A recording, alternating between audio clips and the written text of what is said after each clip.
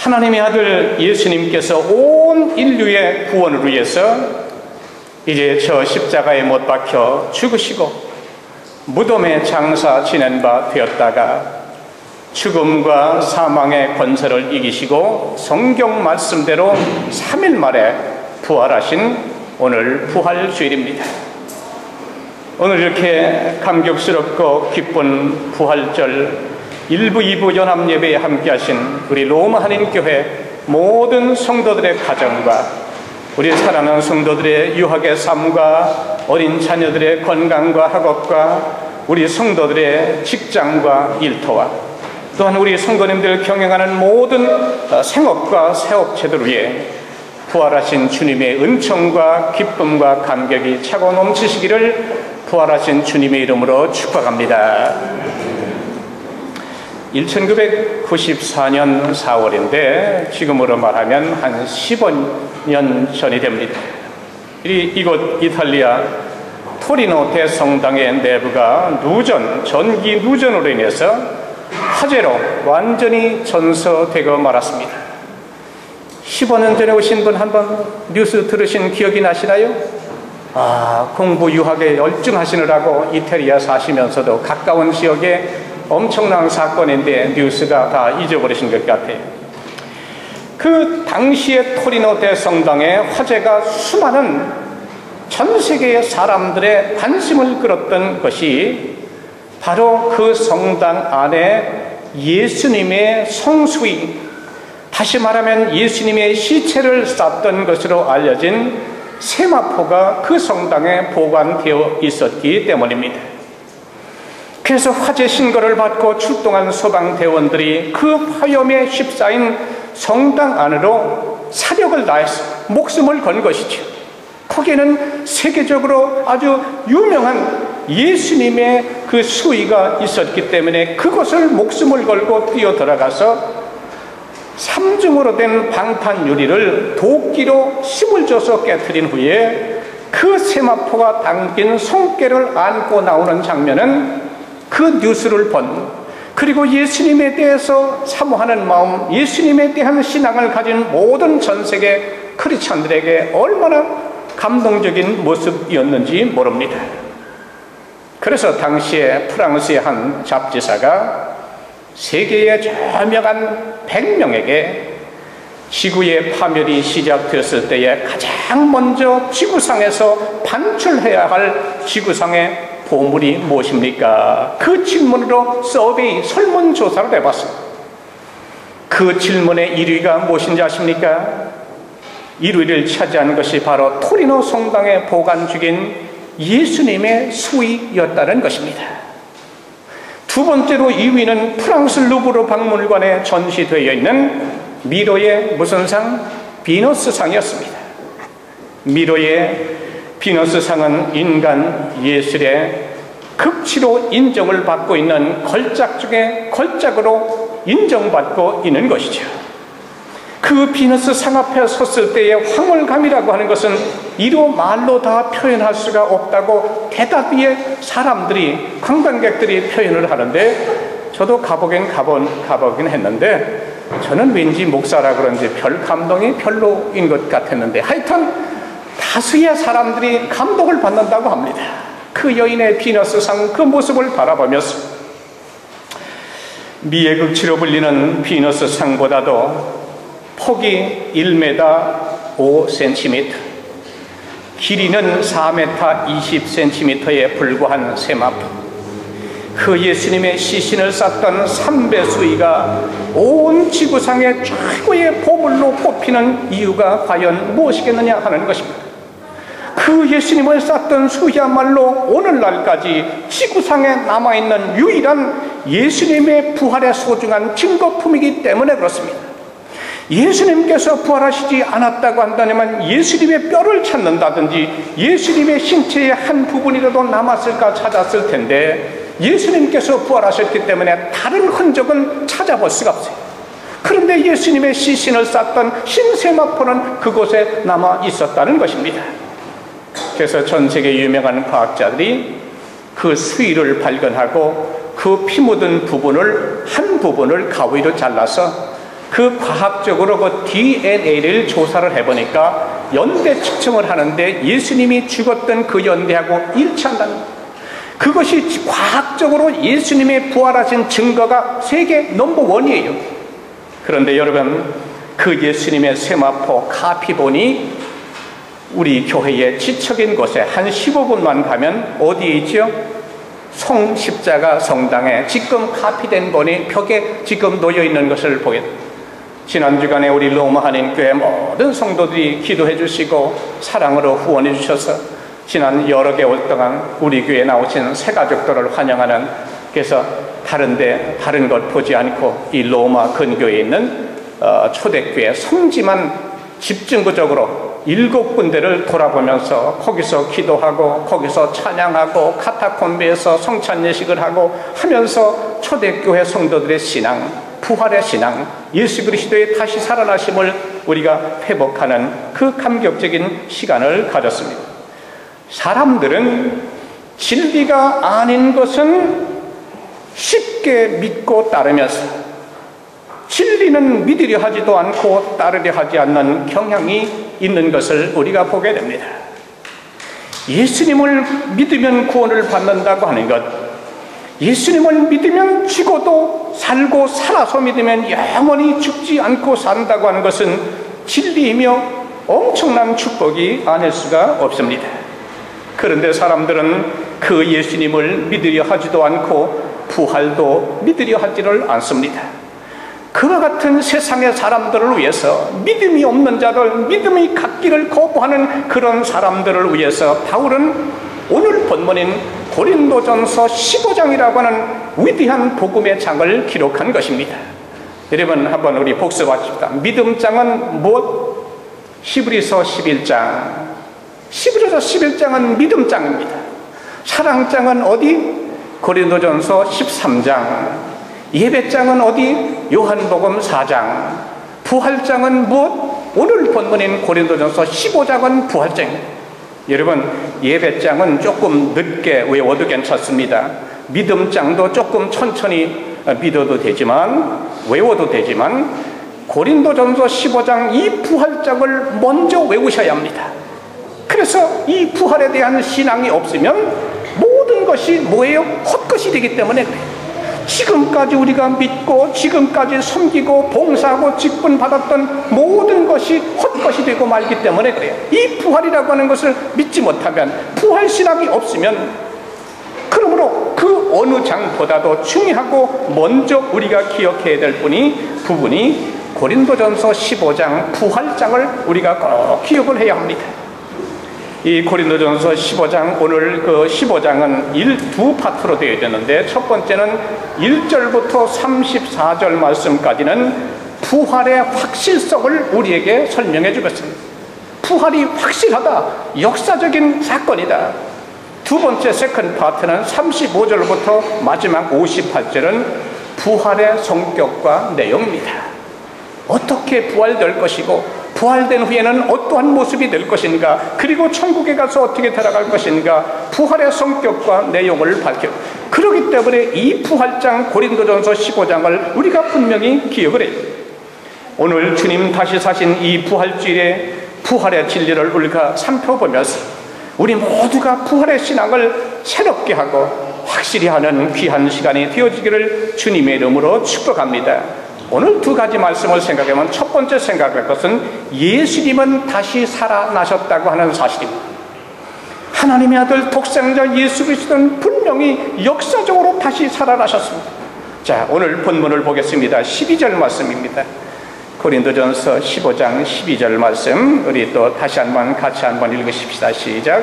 그리스도께서 죽은 자 가운데서 다시 살아나셨다 전파되었거늘 너희 중에서 어떤 이들은 어찌하여 죽은 자 가운데서 부활이 없다 하느냐. 그 다음에 14절을 읽습니다. 시작. 그리스도께서 만일은 다시 살지 못하셨으면 우리의 전파하는 것도 헛것이요 또 너희 믿음도 헛것이며.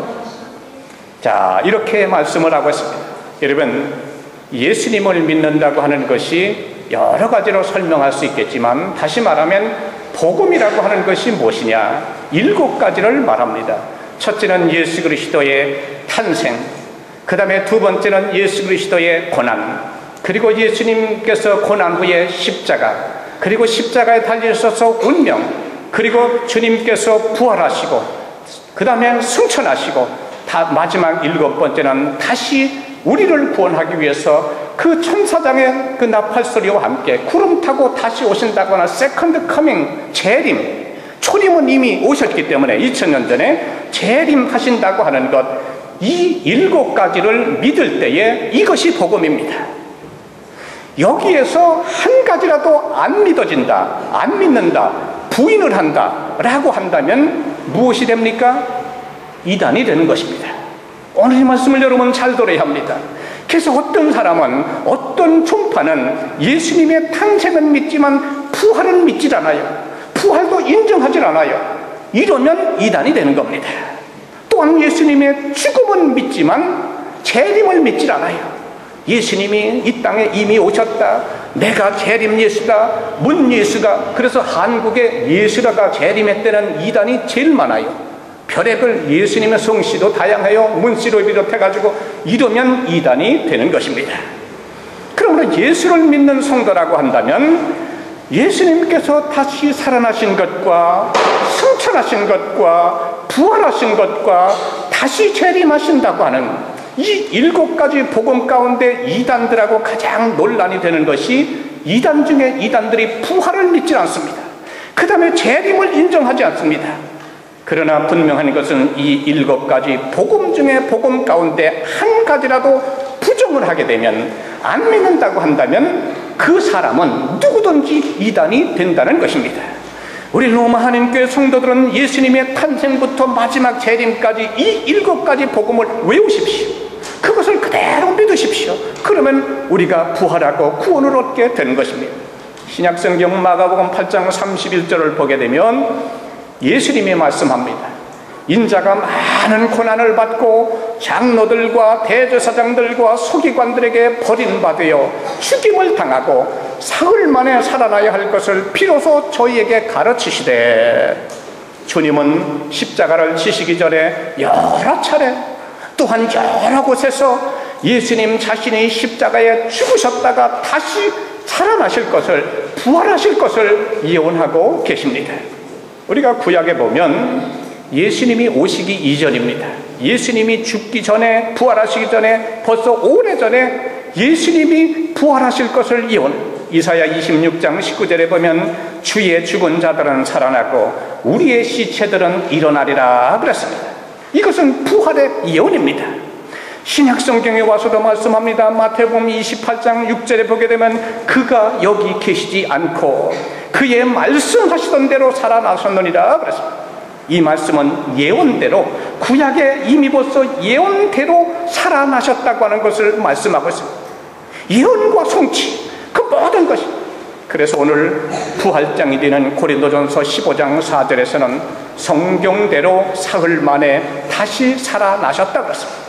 오늘 본문 5절 8절에서는 베드로에게 보이셨습니다. 12 제자에게 보이셨습니다. 500여 형제에게 보여주셨습니다. 야고보에도 보여주십니다. 바울에게도 보여주십니다.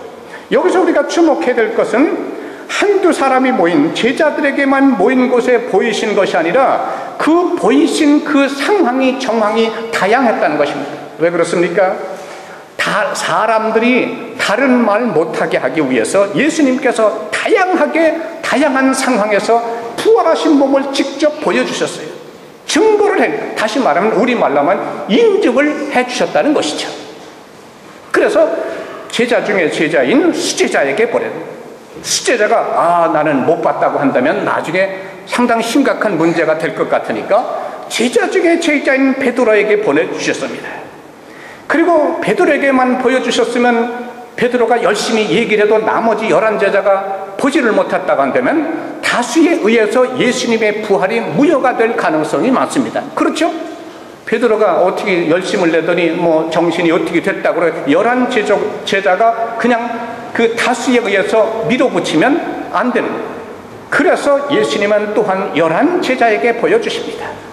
그러면 11제자에게만 보여주면 또 제자들이니까 봤다고 거짓말을 한다고 할 게에 500여 명이 모인 곳에 예수님께서 부활하신 몸을 보여주십니다.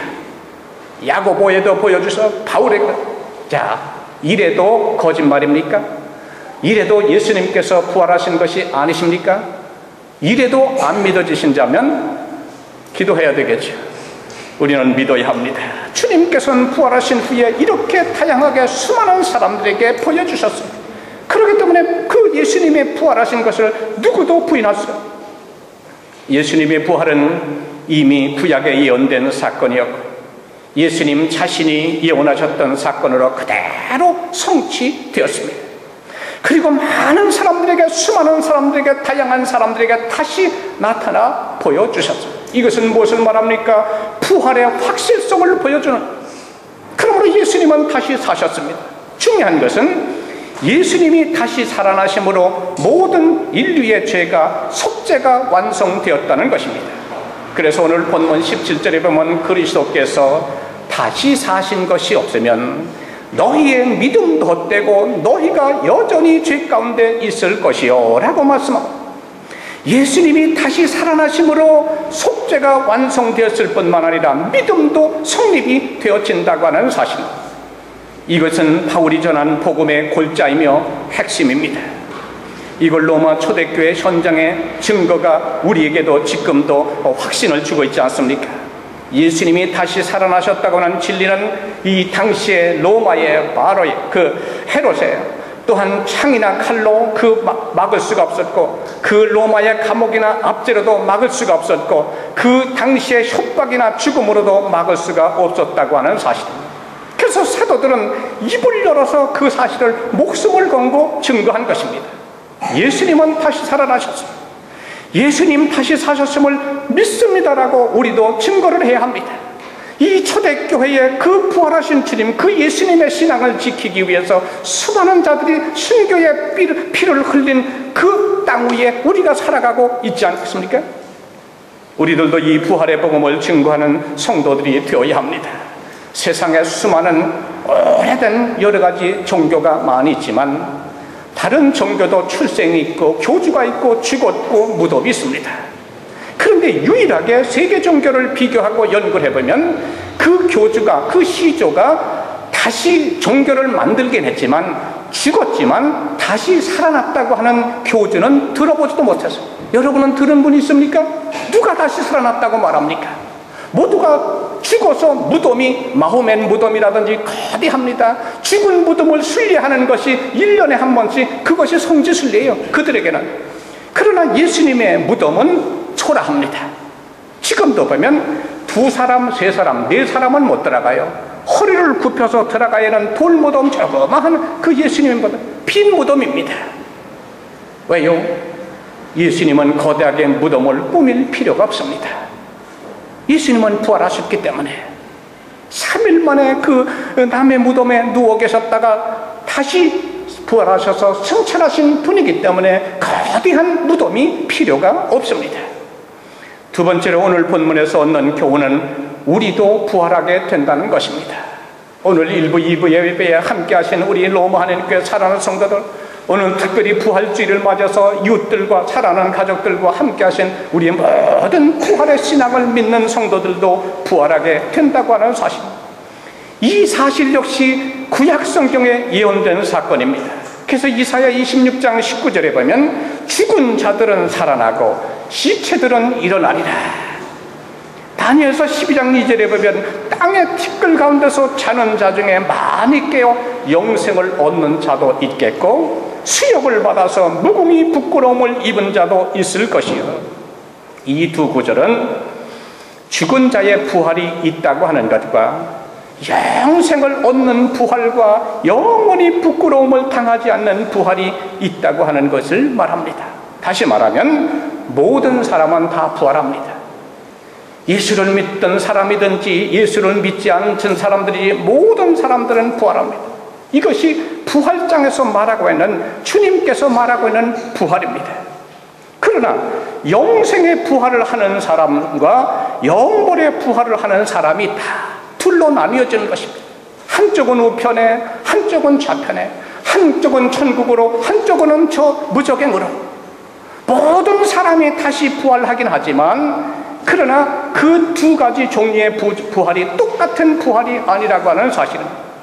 이 사실을 주님은 말씀합니다. 요한복음 5장 28절 29절에서 자세히 설명해 주는데, 이를 이상하게, 다시 말하면 기이히 여기지 말아라. 무덤 속에 있는 자가 다 그의 음성을 들을 때가 오나니 선한 일을 행한 자는 생명의 부활, 악한 일을 행한 자는 심판의 부활로 나아오리라. 주님께서 하신 말씀입니다. 모두가 다 부활합니다.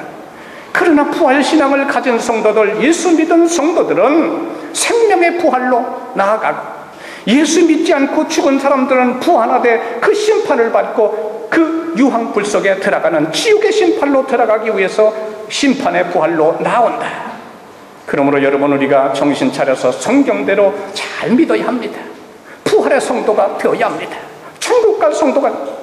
우리가 여기서 주목할 것은 예수 믿고 구원받은 사람들의 부활입니다.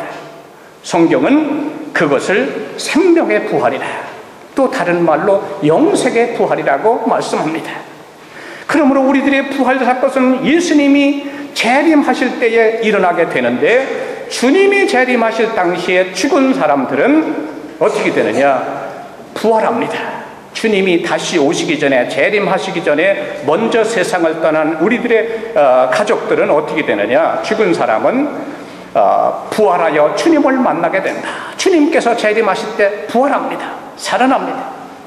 그리고 주님 다시 오시기 전에, 재림하시기 전에 우리가 신앙생활로 살아있던 이 세상의 사람들은 어떻게 됩니까? 살아있는 그 상태로 신령한 몸으로 변화가 되어서 재림하시는 주님을 만나게 됩니다. 여기서 중요한 것은 예수를 믿고 먼저 세상을 떠났던, 또한 예수를 믿지 않고 죽었던, 예수를 믿고 죽었던 모두가 다 부활한다는 것이죠. 모두가 다 부활한다. 단 문제는 예수 믿은 사람들은 영원한 생명을 얻고 천국에 들어가기 위해서 부활하고, 예수 안 믿고 죽은 사람들은 심판받고 영원한 지옥에 들어가기 위해서 부활한다고 하는 것입니다. 한마디로 부활하되 같은 부활이 아닙니다. 고린도전서 15장 44절을 보게 되면 부활한 몸을 가리켜서 신령한 몸이라고 했습니다. 제가 미국에 있을 때 우리 학생들하고 수련회를 갔더니 학생들이 외모에 대해서 굉장히 민감하지 않습니까? 좀 키가 크고 키가 작고 생김새, 자기의 무슨 핸디캡 이런 거. 그러니까 그런 그 청소년 티네이저들 때 그런 데 관심이 많으니까. 근데 한 학생이 펑펑 우는 거예요. 그래서 그냥 놀라가지고 왜 우느냐 그랬더니, 예수님이 다시 오신다고 그랬는데 천국에 들어가야 되는데 우리 모양이 저기 받게 되는데, 천국에 들어가도 목사님 내가 좀 키가 그래도 아담한 키인데 나는 좀 더 컸으면 좋겠는데 천국에 들어가도 내 키 이대로 갑니까? 그게 걱정이 되는 거예요. 지금도 학교에 가면 친구들에게 키에 대해서, 자기 핸디캡에 대해서 이런저런 소리를 듣고 왕따를 당하고 하니까 하나님의 나라가 없어도 자기의 그 약한 부분을 하면, 그래서 주님이 다시 오신다고 해도 천국에 간다고 해도 기쁘지가 않다는 거예요. 여러분, 우리들도 그렇게 생각할 때가 있지 않습니까? 그러나 예수님이 다시 오시면 체질이 다시 오시는 그 순간에 바뀌어집니다. 우리가 대기를 벗어나게 되면은 이 우주인들이 이 산소 마스가 특수한 그 캡슐에 들어가야 되지 않습니까? 여기처럼 임원 그대로 파일럿의 그 대한항공 기장처럼 그 복장을 해서는 안 돼요.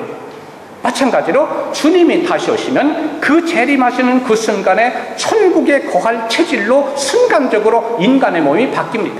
그리고 하나님의 나라 가서는 누가 롱다리, 누가 이쁘고 그런 게 없어요. 그런 마음도 없고, 거기는 다 한 가족 기쁨.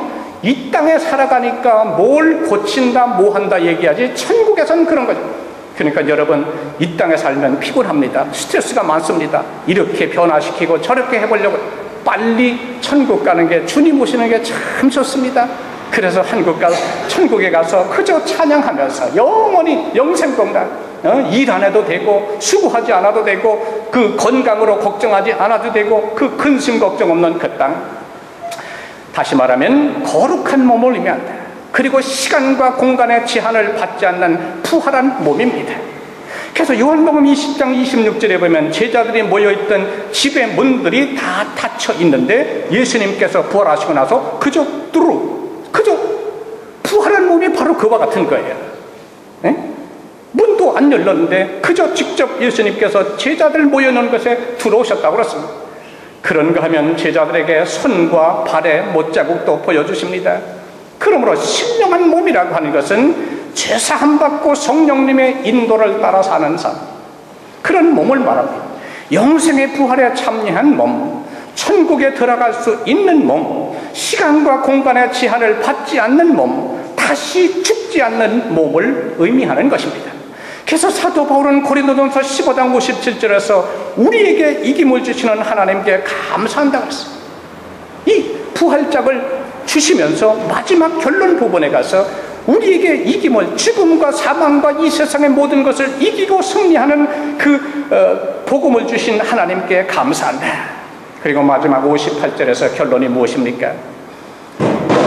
그리고 바울은 말하기를 그러므로 견고하여 흔들리지 말고 항상 always 주의 일에 힘쓰는 자들이 되라.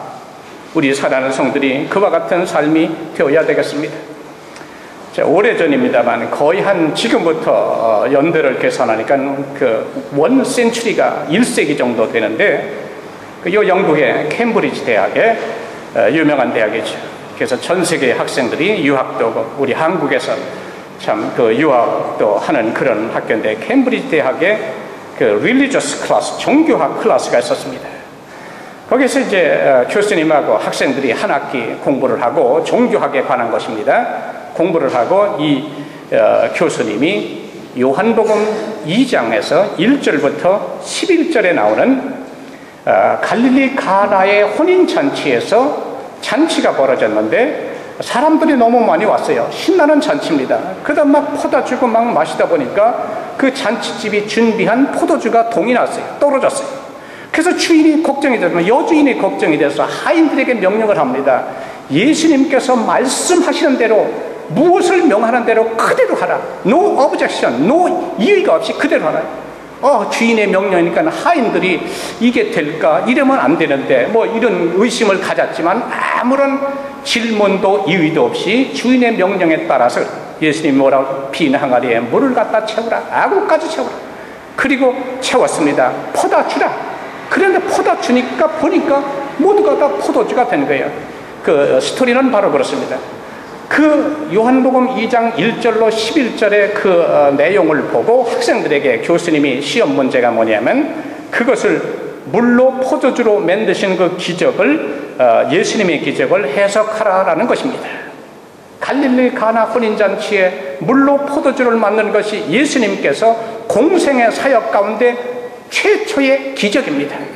그래서 그 말씀에 근거해서 우리 기독교는 잔치집과 같은 종교라고 말합니다. 불교는 맨날 초상집과 같이 가서 그냥 울며 불며 하는데 우리 기독교는 늘 예배하러 나올 때 축제와 같은 그런 신앙, 그런 교회가 되어야 합니다.